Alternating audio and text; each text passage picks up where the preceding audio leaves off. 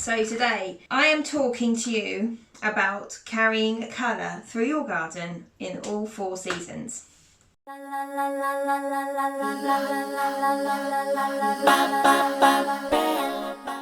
Now this can be tricky for some people. If you have issues, if you have difficulties having a colourful garden all year round, and I mean spring, summer, autumn and winter, give me a thumbs up, because it can be tricky.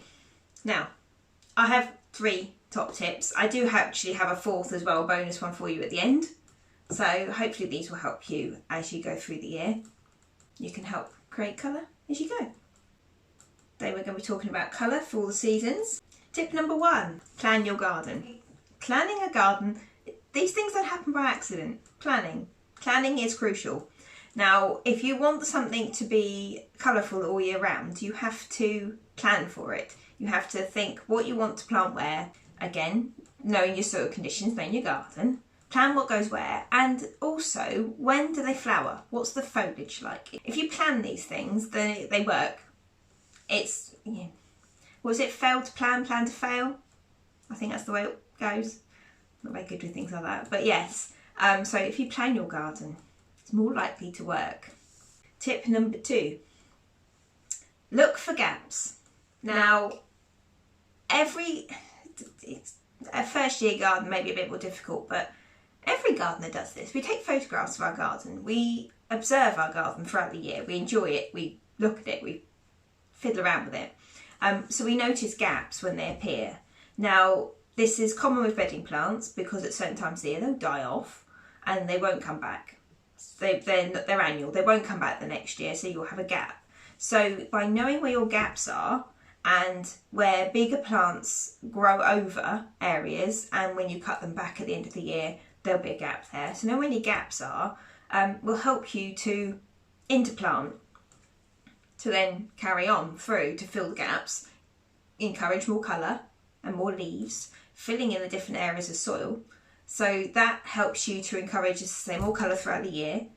It will fill in spaces. It will make your garden look fuller for longer. That's something like a dietary thing I think I've seen somewhere. Fuller for longer. No, we aren't talking that. So yes, look for gaps. So say, when you take photographs, you see them quite clearly.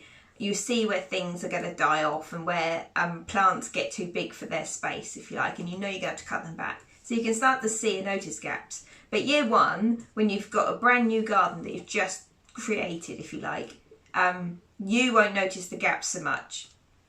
But year 2, and 3 and 4 and 5 and 6 and 7, etc., infinity, you'll start to notice them. So take photographs.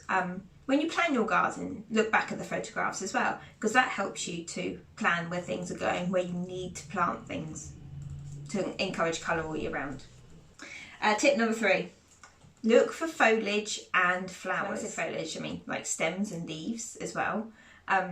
There's more colour to plants than just their flowers. There's a lot of plants that have insignificant flowers, but they're grown for their foliage or for their stems. So by planting more of these, you are going to encourage later colour as well, because their stems tend to come into their own in the autumn, right through to the winter. Dogwood, for example, things like that. Later flowering plants as well, like camellias.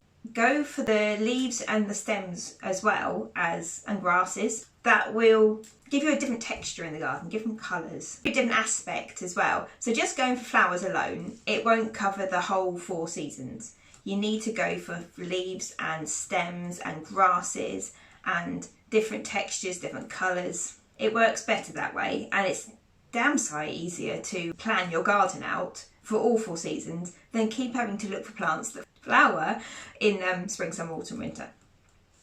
There are quite a few plants that flower in the winter, and there's quite a lot more plants that look better in their leaves and stems in the winter than there are flowering plants. Stems and leaves over flowers, if you can, for the winter and autumn months.